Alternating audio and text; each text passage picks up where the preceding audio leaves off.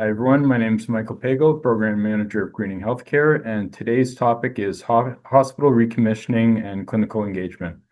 We'll be discussing recommissioning types of projects with two clinicians who are going to be joining us today and how they've worked with facility staff to communicate regularly and ensure these types of measures are successful. This webinar is being recorded and will be posted along with our slides to the event page within a couple of days of the recording. And we're pleased to be partnered with CHES, and our program is funded in part by the Government of Canada through the Implementation Readiness Fund. And as always, technical direction is from EnerLife, and this is the program of the Climate Challenge Network. You can submit questions using the Q&A option, and I believe for this one, we're going to be addressing all the questions in the last 10 to 15 minutes of the webinar. So please do that. And next slide, please. As always, a huge thank you to our program sponsors for this year. They are Belimo, Blackstone Energy Services, BPA, Ecosystem, Elliston Facility Services, Enbridge Gas, PCL Construction, Smith & Anderson, and Thermogenics. And with that, I'll turn it over to Ian Jarvis, the Executive Director of the Climate Challenge Network, to get us started. Thank you, Michael. And hello, everybody. Let's go to the next slide, please. As with all Climate Challenge Network events, we begin with a land acknowledgement where we acknowledge with respect the ancestral and unceded territory of Indigenous and First Nations that came before us and share these lands with us. Today, we're meeting on a virtual platform. I'm speaking from Toronto, which is the traditional homes of a number of First Nations people, the Huron-Wendat, the Haudenosaunee, the Anishinaabe, and the Mississaugas of the Credit River. As always, we hope the work we're doing and you're doing by joining us today will contribute in a meaningful way to our shared responsibility as stewards of the environment. Next slide, please. Always like to begin with the why, but we've got a lot of content today as a different kind of panel discussion, but reminding ourselves of the responsibility and the opportunities we have in the healthcare sector. This particular sector is absolutely on the front lines of climate change, of the climate crisis. You're the recipients of increasing caseloads related to the harms that climate change is causing, while at the same time the healthcare sector is a major contributor to greenhouse gas emissions. So we're at both ends of that part. We characterize that as the front lines of the climate change agenda. We know that governments around the world, including Canada, have set targets for 2030 targets in particular, 2050 targets as well for greenhouse gas emissions reductions. And we know we're not on track to meet those reductions. We also know that governments can't do this alone, and that every hospital, every individual on this call has a role to play in closing the gap, meeting those goals, and avoiding even more disastrous consequences than we see from climate change today.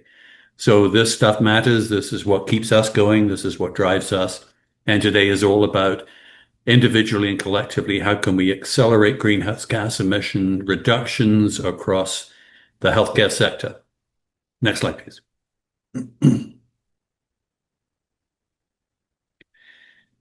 And we're drawing on the recent publication of the Greening Healthcare Strategic Energy Management Guide. And I just want to put a context here. This is we studied, you may recall, over 2 to 3 years, if you were part of the webinar where we launched the Strategic Energy Management Guide. The conclusion from that 3 years of research was that the most successful hospitals within greening healthcare related to their energy efficiency measures and success were the most effective hospitals in these areas.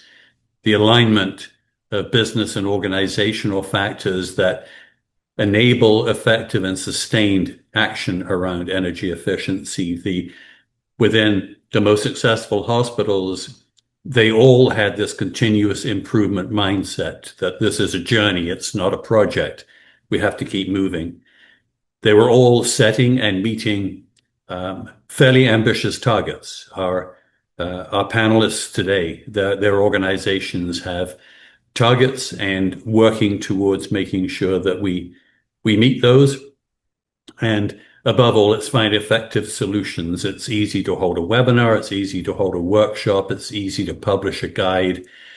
Our collective job is to bridge the gap between knowledge and understanding and data and action. Effective solutions are necessary. As Dr. Penny Ballum, our keynote 2 years ago, said, we're running out of time to solve the climate issue. We need to be taking action. We need to be taking effective action now. Next slide, please. So you see the link at the bottom, the Strategic Healthcare, the SEM guide, Strategic Energy Management Guide, is up on our website.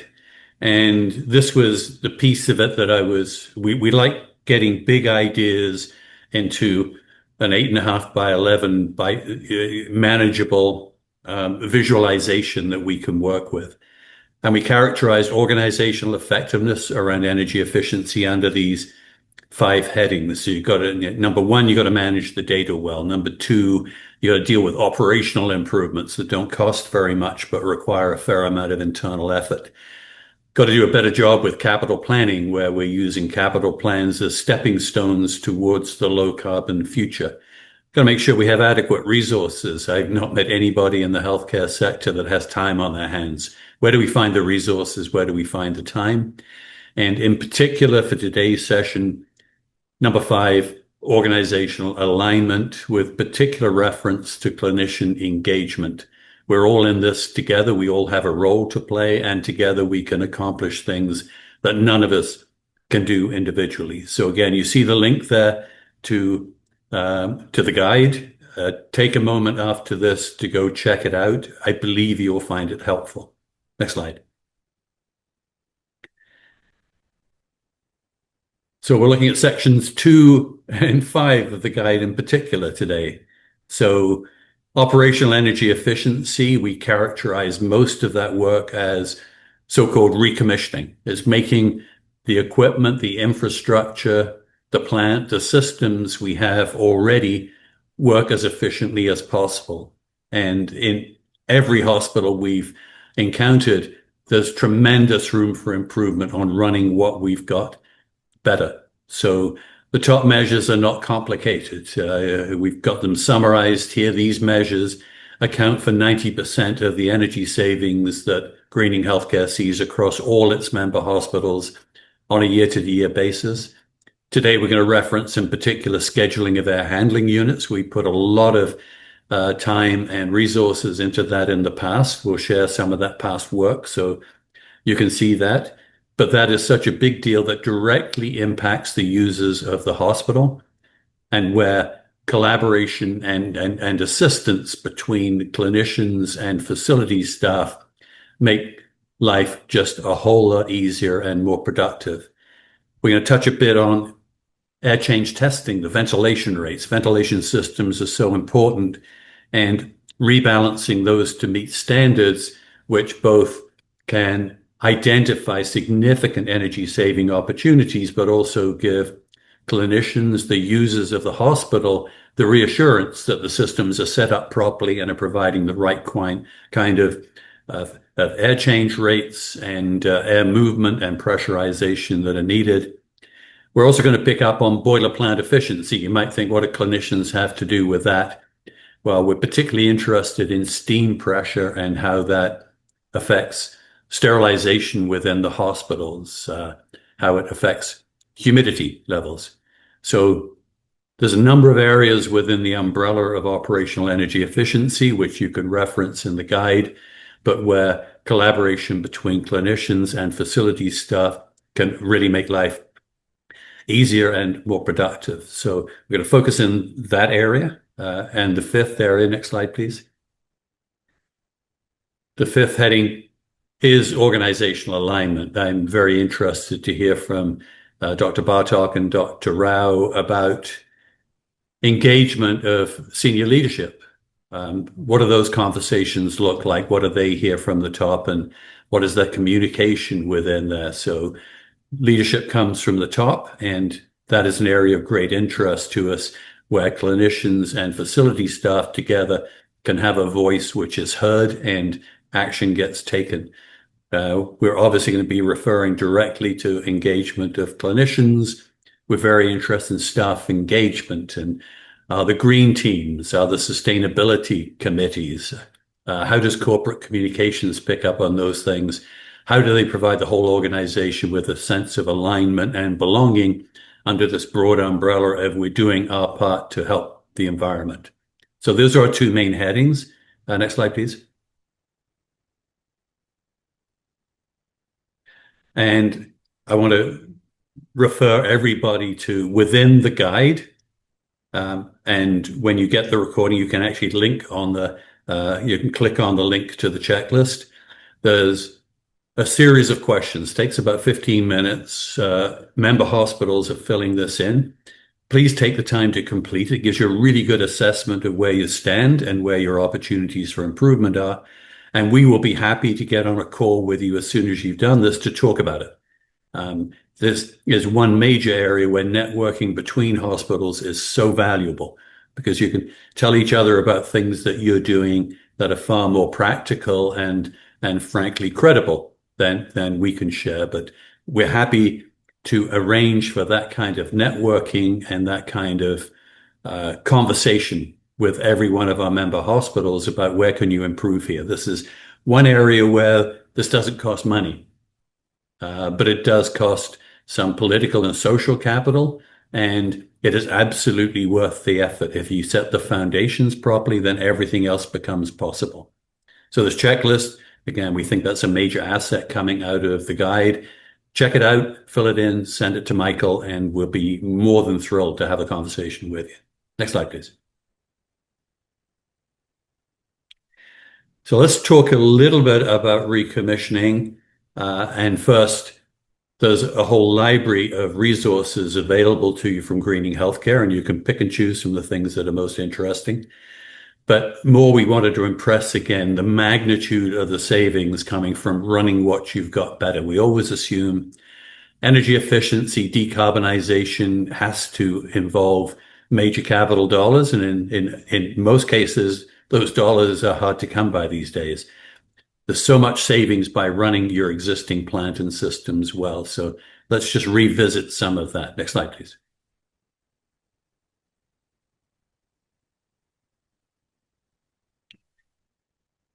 Check out the Greening Healthcare website. You see the address at the bottom, and look at the previous events going back into 2024.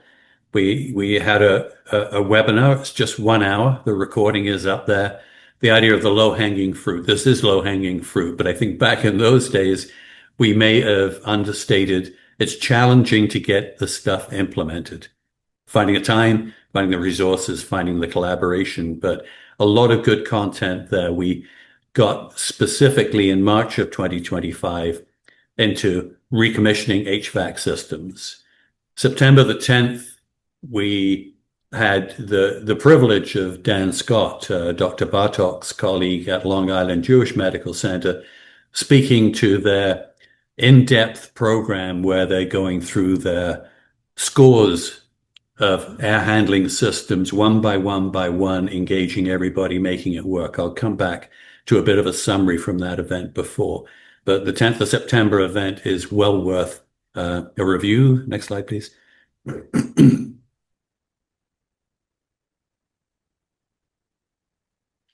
And this year with, with no apologies for any repetition. This stuff is so important because everybody can do it and they can do it now.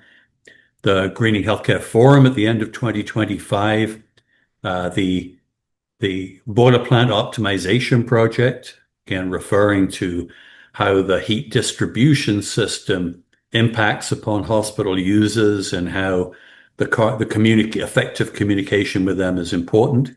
And the summer conference back on the 15th of June. All of these events would highlight different aspects of running existing systems properly, and they give you an idea of the scale. And let me just draw on a couple of those. Next slide, please. At the summer conference, we profiled the Hospital for Sick Children's Patient Support Center, a brand new building here in Toronto, started up, not so energy efficient. The blue dots here, I think everybody knows by now, is the actual monthly consumption of total energy, electricity, gas combined. The red dots are the weather normalized baseline. The scale of the savings, 16%, 280 tons of greenhouse gas emissions, tens of thousands of dollars a year. These are readily attainable, just require the time and the effort. Again, we have a more in-depth profile of this from the summer conference. Take a look at that and see what the hospital had to say about how they put this into effect. Next slide, please. We also referenced the work with Alberta Health Services. And once again, I'll look you the vertical scale on all of these charts. This is electricity consumption across 9 different sites. See them as high as 40% simply from recommissioning, others at 20%, others at 10, 15%. These are big numbers. In these sizes of hospitals, these relate to hundreds of thousands and in some cases of millions of dollars a year. These are, again, big numbers, a big deal for Alberta Health, where they, like every health system we know, is struggling for operational dollars. Here they are. Next slide, please. Same 9 hospitals. Look at the gas consumption. The, again, percentages going up beyond 25%, many around 15%. You'll see a few of those bars dropping below the horizontal line there, which gives us a sense of how fickle gas consumption, thermal energy consumption can be in sites where it'll go up and it'll go down for extended periods of time, very often from operational reasons. But the key message from here is recommissioning, making existing equipment and systems work properly is the biggest single source of savings in almost every hospital. The numbers are large. We need to address them. Next slide, please. So the final piece I wanted to reference before passing this along to my colleague Amandeep and our panelists was the September 10th webinar. And again, we were very pleased to have Dan Scott, who manages the facilities department and the combined heat and power plant at Long Island Jewish Medical Center, come and talk to us about tackling this very large project across a very large number of systems. I think Amandeep will be drilling down a bit further into that. And as I mentioned, Dr. Bartok, who's joining us today, is the clinician colleague of Dan Scott's, also at Long Island Jewish. So we get the clinical perspective to what Dan had to say. But in summary, Dan shared with us, next slide, please, this approach they took to clinical team engagement. It was a very well-focused and well-designed communication plan. So the one-pager told everybody, this is what we're trying to accomplish. This is what it means to the hospitals, to the hospital in terms of utility and operating costs, in terms of occupant and patient comfort and safety, in terms of greenhouse gas emissions, and in New York in particular, Local Law 97, where there are very severe fines in place for carbon emissions going above a certain ceiling, and Long Island Jewish was well above that ceiling. So the economic and the human aspects of this, the introduction, got everybody on the same page. This stuff matters. It matters corporately. It matters locally, and we're going to do it properly. Next slide, please. Then within the survey, which was sent out to everybody by email, they could access it, they could fill it in, they could come back to it. But how do you use the space right now during normal occupied, during normal operating periods, and outside those periods? Are there other people there at different times, maybe just 1 or 2 that we need to attend to? Next slide, please. And The surveys looked at what does happen during unoccupied period. Are the medications stored in these spaces? Is the medical equipment in the spaces that we need to make sure we maintain proper environmental conditions to be comfortable? So this is just an extract from that survey, but delivering that survey and communicating with clinical staff in each of the departments, in each of the air handling systems affected, has been critical in getting a cadence and getting a rhythm to this ongoing program now as the team is going through system after system, department after department, getting them on side, getting them on board, and making sure things are done generally without any hitches. Next slide, please. So that's context. Once again, Amandeep will introduce our two panelists. So you've heard on many occasions Greening Healthcare's perspective on these issues. You've heard from numerous facility directors, facility managers, facility VPs on their perspective. Today, this is excited to welcome Christian and Anita to hear the clinician's perspective. How does the world look from within the different medical departments, and how are they responding to the urgency we referred to at the beginning? So hand this over to you, Amandeep, and looking forward to this conversation. Thanks, Ian.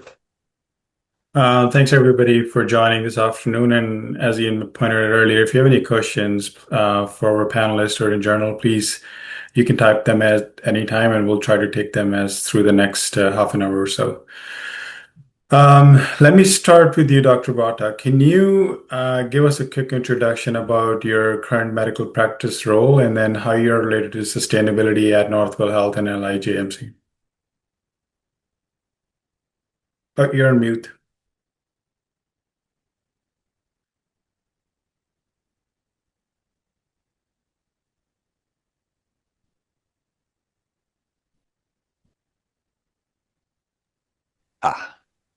Can you hear me now? Yep, we can hear you now. Excellent. Very good. So, good afternoon, everyone, and thank you for inviting me to share my experience in the field. I'm the chair of LIJ Sustainability Committee and an associate professor of anesthesiology at the Zucker School of Medicine at Hofstra.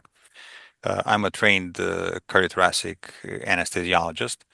And for the last 20 years, I've been looking at the mountains of trash that come out of every operating room after every case. And at some point, I decided to do something about it. So about 2 years ago, with the support of our CEO at Long Island Jewish, I started the LIJ Sustainability Committee.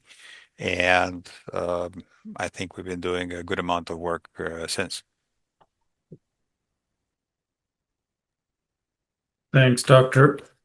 Bartok. I know I'll touch base with that comment about your relationship with the senior management because that's a critical component for the facility team to understand. Dr. Rao, can you do a quick introduction about yourself as well?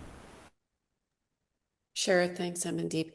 So I'm also an anesthesiologist at Trillium Health Partners, which is a very large health system within the University of Toronto teaching centers. We have 3 physical acute care hospitals, and I started about 10 years ago without a position, just trying to see what we could do with operations, mostly in the operating room. And then I was lucky enough to have a very enthusiastic facilities department. So I'd been working with them for the past few years, particularly after they formalized my role.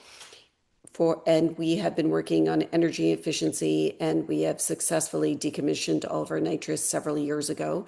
And we're looking forward to ongoing projects with our facilities team. Thanks, Dr. Rao. So let me just make sure my slides are working.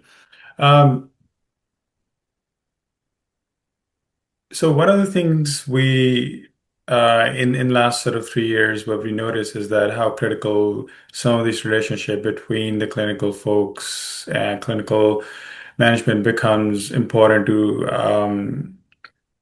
implement some of these measures, especially decommissioning measures across the hospital sector. So as we touched on previously, air handling AHU setbacks is like one of the critical measures that absolutely involved the clinical feedback and as a main stakeholder to this. Like there's other measures which we touched on here, like air change rate testing and rebalancing, the seasonal control for the HVAC systems, the steam pressure reset, which is critically impacted by or sort of closely related to the MDRD department because the high pressure steam is typically provided by the central plant or facility teams to satisfy the requirements of MDRD department.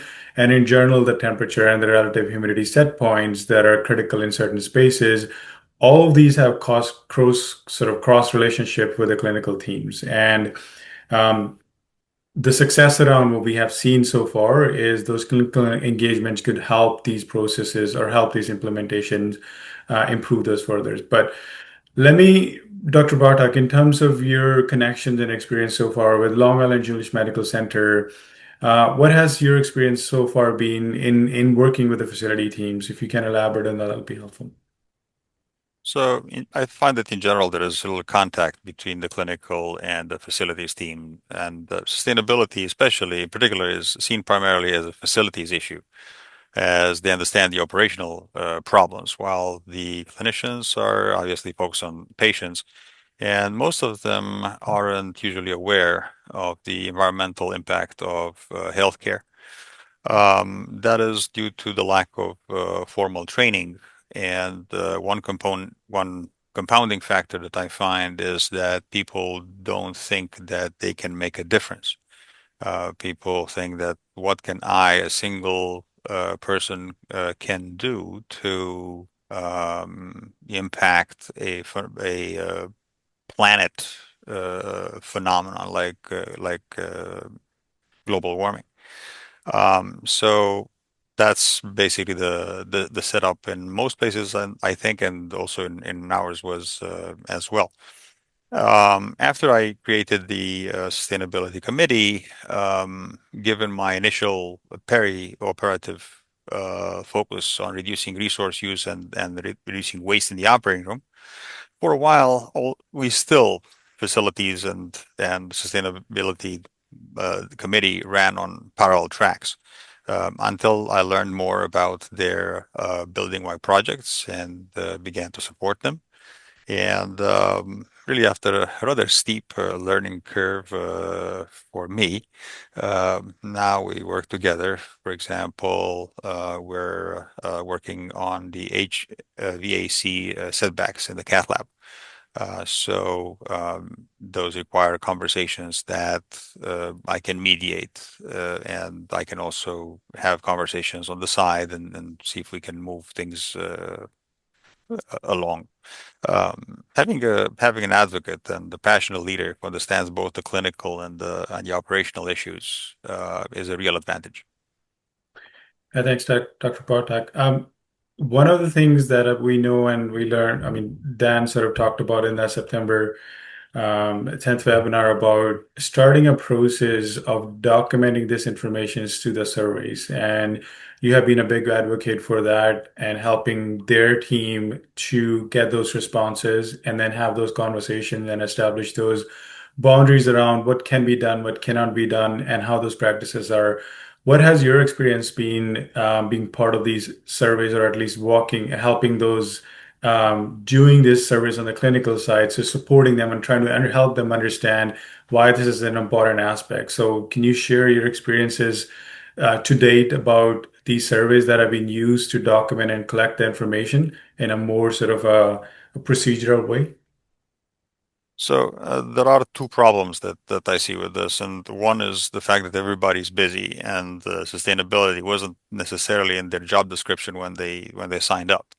So now we have just thrown something else on their plate that they have to deal with. So that's one of the problems. The other problem, which is probably more significant, is their own concerns about any kind of change in a highly standardized environment like the operating room or procedure rooms. So, and those main concerns are, will this affect patient safety? And will this make my job harder? am I going to have to, do something else to protect my patient, or will my day get longer because I have to do this? Or so all of these concerns have to be addressed. We have to confirm that, look, temperature is not going to be 85 degrees Fahrenheit, and the safety, sterility, and workflow are going to be maintained. And I find that involving clinicians early and answering patiently all their questions is the way to go. And starting small, then once the survey is in and we start making the changes, you start small in the areas of least impact, hopefully with the areas that are not used, all the time, that have weekends off.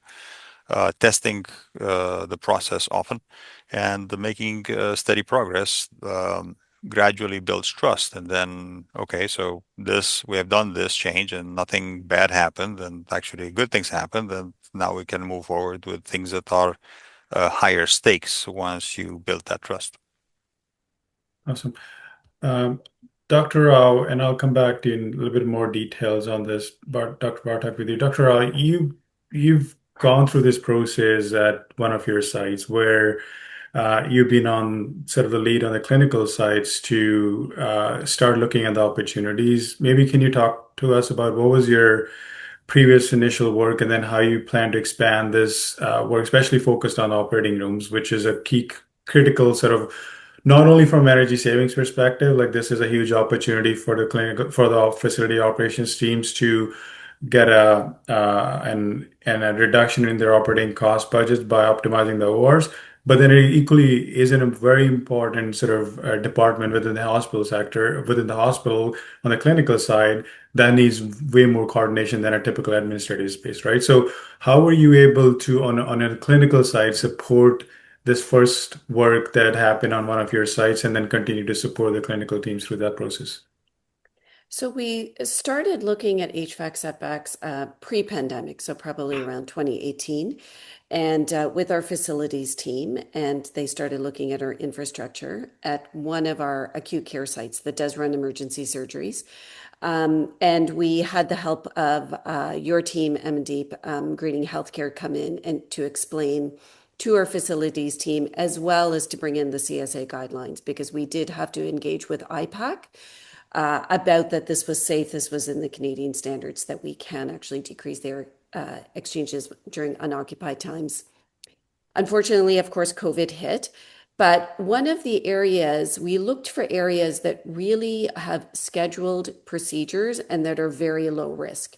So we did a pilot in our brachytherapy suite. For those of you who may not be familiar, brachytherapy is basically a procedure. It's not like a real operating, it's not like an open surgery.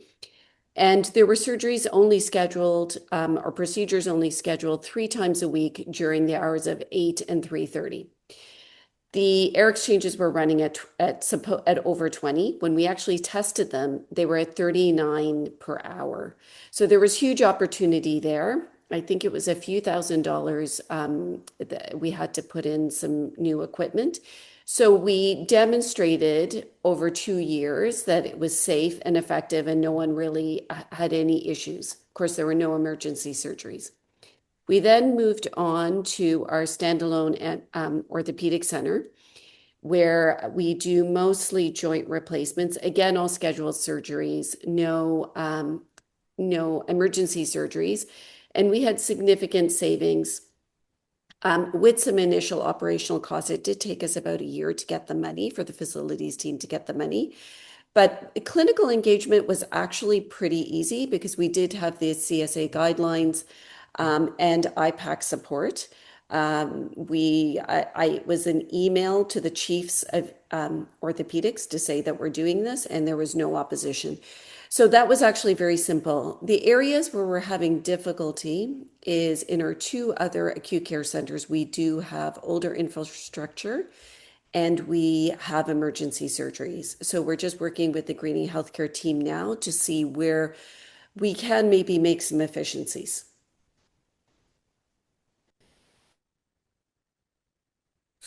let me go back to just a quick um,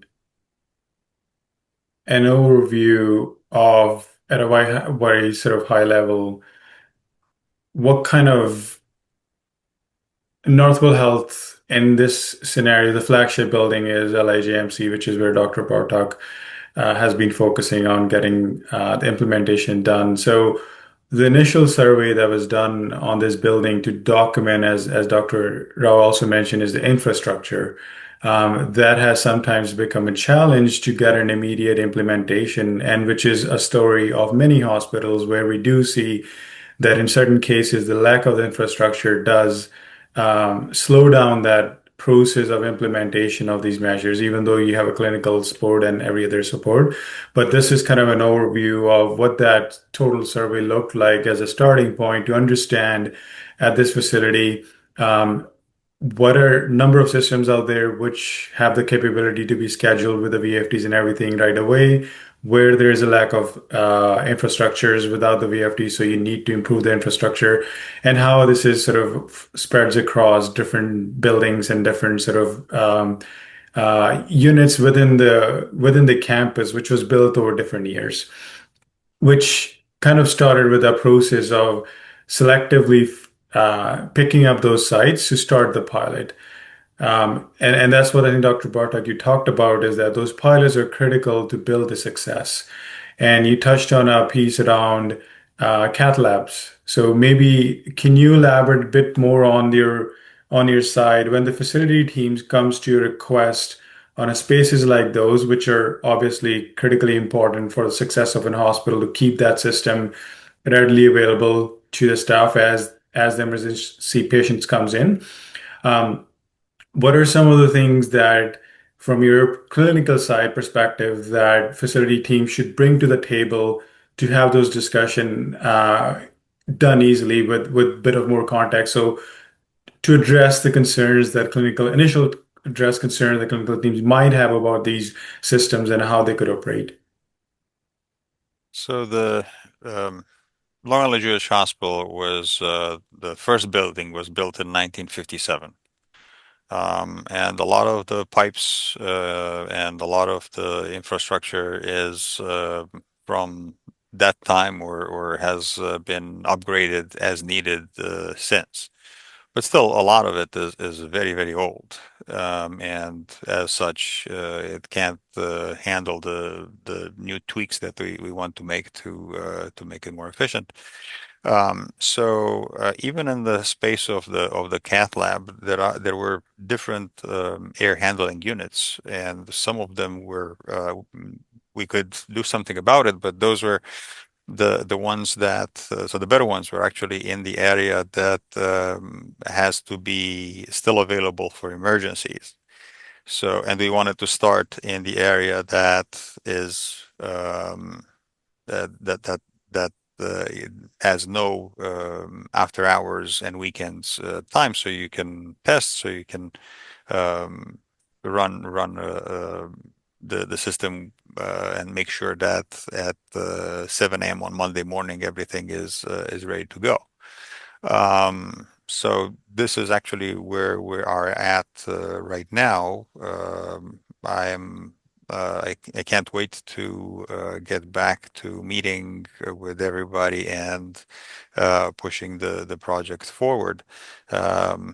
We had two slight delays. One was we joined the family of Epic, and that was quite a launch, and everybody had to adapt to a new situation.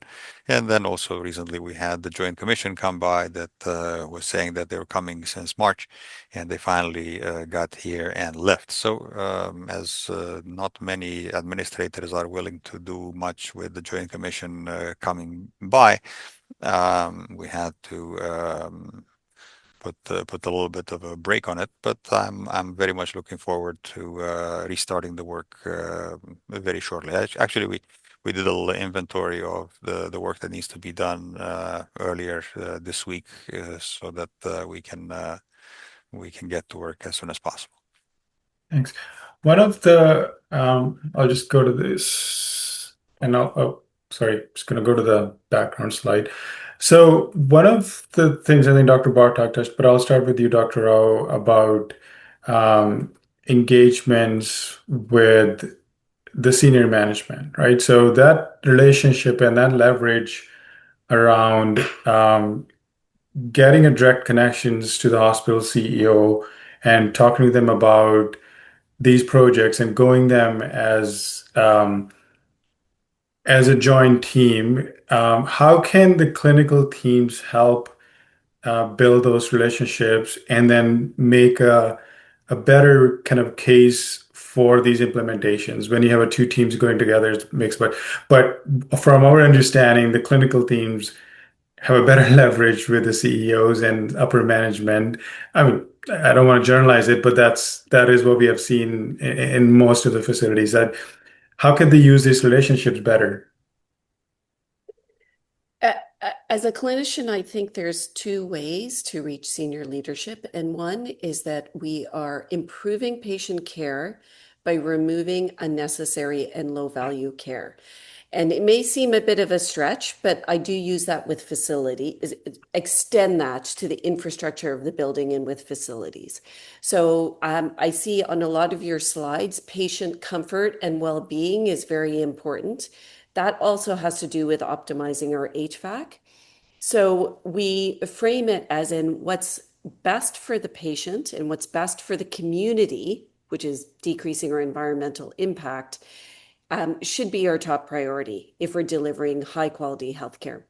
Number two, I never walk into anything with any implementation without presenting a prospective business case and without presenting prior cases which have shown have saved money. There are very few conservation measures, either clinically, operationally, or with infrastructure that don't save money, even if they have an initial capital cost. So we have to get senior leadership and really the general public to understand greening saves money. We don't actually have time or the energy or resources not to do this. We have to do this. Let's do it early so we maximize the benefit. That's how I approach leadership. And when you present data with numbers and dollars, they tend to listen.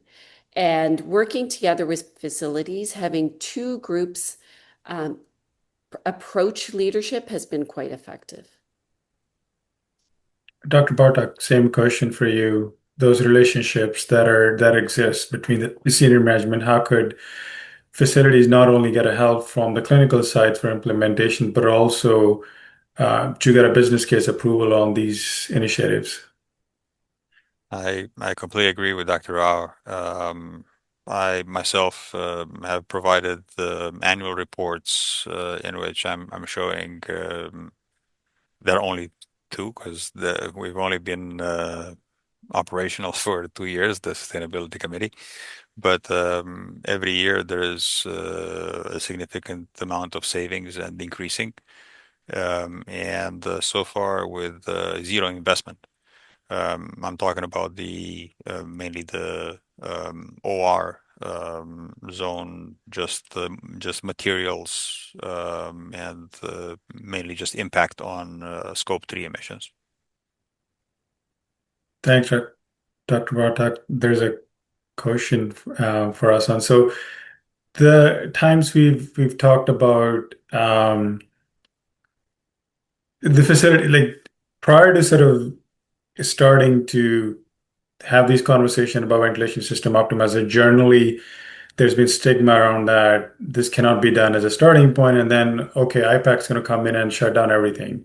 But as you sort of talked about, and maybe your experiences and kind of address this concern from the facility sides, that they're actually one of the supporters of these kind of initiatives because they're equally interested in supporting this initiative. Maybe you can touch on like the IPAC role in these initiatives when there's a conversation about going from a traditional normal 24/7 operations to setback modes. I'm really not very familiar with that. Dr. Uh, So we engage quite a bit with IPAC in our hospital. It took a little while for the understanding of what we were doing. Eventually, we just went to our chief of IPAC and said it's in the CSA guidelines, and our chief infectious disease physician said there should be no issue. Our work with Ontario's anesthesiologists has extended to work with IPAC Canada. We have an excellent relationship with IPAC Canada, and Madeline Ashcroft, who's on the board of IPAC Canada, is on this call if she wanted to make a comment. But there is a lot of recognition within IPAC that there is no such thing as zero safety, and that there does have to be a balance between sustainability and IPAC, and there has to be evidence. So we follow the evidence, and we know that a lot of what may be theoretical does not actually translate to any poor patient outcomes. And that's what we need to look at. So I'm not sure if Madeline wants to comment. I think you can probably just put up your hand if you do, Madeline. So IPAC Canada actually came out with a very robust environmental position statement 6 months ago that's being promoted through IPAC Canada. So we need to work together with IPAC and not always consider that they will just be on the opposition to any kind of change that we make. We need to actually review this with evidence. Yeah, it looks like yeah, Madeline has agreed to speak. Just give me 1 second. I'll allow her to talk. Madeline, can you hear us? Yes, thank you. Well, I got some infection myself right now, but um, I did want to say thanks for mentioning that, Anita. That yes, definitely, IPAC has often been called the enemy of sustainability, and traditionally it's been, oh well, let's get rid of all the risks and just go with single-use things. And now we see how during the pandemic, particularly, things like PPE and disinfectants have caused huge issues with environmental contamination and so on. So this is quite new for IPAC, and we really encourage people to work together. Um, it's a hard sell for some people who are either, very long time in IPAC, who got very set ideas, or who are new and have recently been indoctrinated with, we got to follow the rules. So trying to get people to open their minds and explore, as Anita said, just because something has not been proven with the evidence to necessarily be super beneficial, is there evidence to show that it is actually harmful? And so we're looking right now at use of disinfectant wipes versus microfiber cloths for cleaning and disinfecting, equipment in the OR, anesthetic equipment, for example, and so on, and particularly for extending the use of ventilator tubing. So, we've actually got some scientists at UT in the lab working on that so that we can have the evidence. But if people don't publish, it's very hard sell sometimes. But yes, we need to work on this together. So thank you very much for mentioning that, Anita. Thank you, Madeline. This is Amandeep, great. Amandeep, Yeah, I'm sorry. go ahead. I didn't realize that the IPAC refers to infection control. We just call it infection control. So, of course, we were infection control and or IPAC, and we partner with them. At least at LIJ, I'm lucky enough or blessed to have good people with open minds who will look at the data, look at the situation, and support sustainability initiatives if they make sense and if I'm able to make a good enough case for them. So far, I have. Dr. Rao?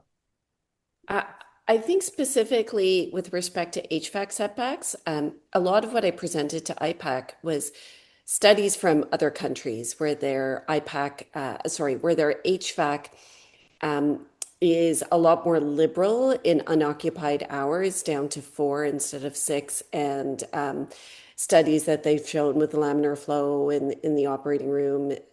And so showing that those studies had no impact on infections, patient care, comfort went a long way with convincing our team as well. So that there are studies on this, and we do have to present those to our clinical infectious disease colleagues.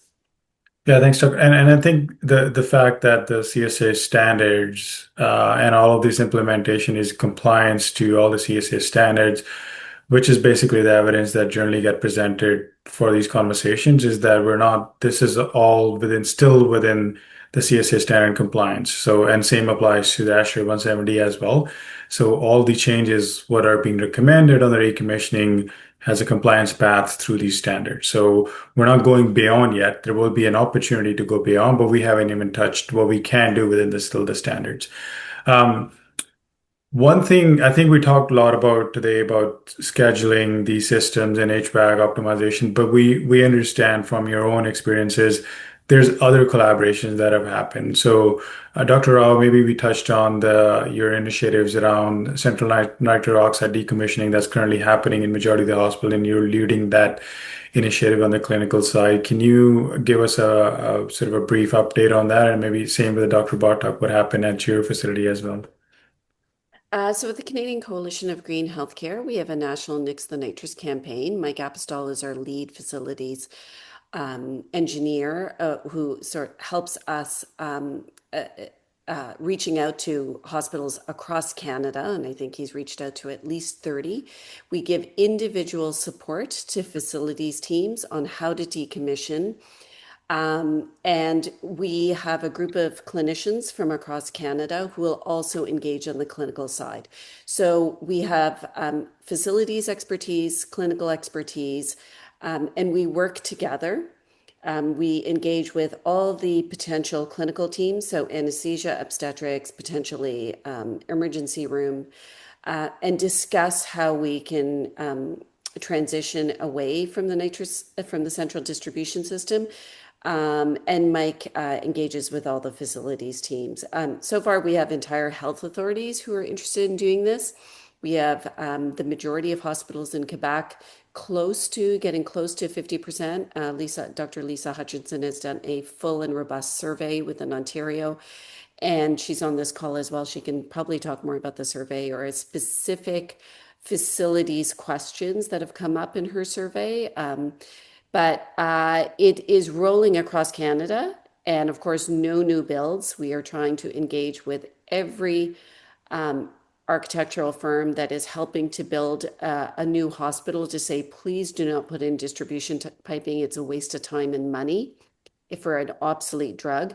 So if there's anybody on this call who's in a new hospital redevelopment, we are happy to discuss with all your clinical and facilities teams about not putting in central nitrous piping. And at my hospital alone, we've saved 1,250 tons. So that's more than HVAC by getting rid of all of our central nitrous. So it's something that's really exciting for us. It is much better for patient care not to use nitrous. We have those studies, and we have to keep reinforcing that to people. Dr. Bartok? Dr. Rao, I'm in awe. You're taking this nationally. That is just a dream for me. In terms of Northwell, I had the great fortune of having Northwell Sustainability and our chief of anesthesia, Dr. Marino, do the heavy lifting of decommissioning all the large nitrous tanks from across Northwell as a decision for all the hospitals and eliminating desflurane at the same time. But if I was initiating the project myself, I guess I would focus on the clinical element and not trying to lecture the anesthesiologists about the environment. I mean, basically the idea would be using a statement like "don't use nitrous because it's bad for the planet" is not really a great intro. Um, uh, it's a very small change, but important one would be more like when there is no meaningful clinical benefit, why use a ozone depleting greenhouse gas anesthetic? As my wife would say, put it in the form of a question. Thanks, Dr. Barta. There's many facilities who currently do not have champions or leaders, or they haven't identified those champions or leaders. They don't have green teams, they don't have sustainability teams. What would be your advice, one advice to those facility managers, directors? How do they approach and find these clinical teams or clinical folks that are interested about sustainability outside their current set of work? And how would they approach that so they can form these partnerships within their organization when there's no official structure that currently exists within these organizations? Dr. Roy, you can start, and Dr. Bartak. I think is by looking at other hospitals, show that this is a good investment. So first of all, you have to pay that person. So we have to create a position that is a part of the organizational structure and has an executive sponsor in terms of leadership. So an EVP or a director managing that position. And if you have somebody in that position, we know that you will get your return of investment back, because you can have a project manager who is in charge of specific implementations, and we know that these all save money. In order to get a clinician, I would just say that as any clinical lead position, it should be put out to anybody at the health system to see if there's interest. There are now courses, there are now fellowships all across the country in North America for clinicians interested in sustainability, and it's likely in any medium to large size hospital that you will find somebody. And if not, then there is an opportunity with courses, both free, online, in person, to actually develop the knowledge. So leadership has to invest in it. Thankfully, Accreditation Canada has this in its leadership standards now, and those standards are going to be strengthened. So in other words, every Canadian hospital anyway is going to have a lead. Thanks, Dr. Barta. How would a facility manager, director approach clinical teams to find somebody in a leadership position in there? I love the idea of creating a position, but if senior leadership does not want to create a position, they can still at least help find somebody who cares. Maybe an anesthesiologist as well. It's not just doctors. Actually, nurses are very, very important in getting things done, and having nursing leadership on your side can make an enormous impact. Thanks, Dr. Bartak. Thanks for all the panelists, and Dr. Rao and Dr. Bartak and Madeline for contributing. This has been great. So we really appreciate your insights and feedback and your time, as we know you're really busy. So that concludes our panel discussion. So we have few other sessions, webinars, and lined up for the rest of this year. So September 9th, we have webinar on breaking the like-for-like cycles, managing capital planning with energy strategies. If you are planning, if you can join us for November 9th, which is the largest event for Greening Healthcare, it's the November 9th Greening Healthcare Annual Forum that's happening at Western Harbour and Castle in Toronto. And our last webinar is going to be on energy contracts and vendor performance. So that's the rest of the agenda for the year. And the conversation at Greening Healthcare Forum is going to contribute to set up the agenda for the next year, and also wrap this year with information that we collected over the years, and then sharing that information with the rest of us, and then building an agenda forward to mitigate the energy emission and reduction in the healthcare facilities. With that, If you're a non-member hospital and still hasn't joined, you can reach out to Michael Pagel on this line, and we hope to see you guys work and be in partnership with us. Thank you again for joining us. This is the contact information if you want to reach out to us, and that's a wrap for today. We appreciate the time you spent with us. Thank you again for all your time.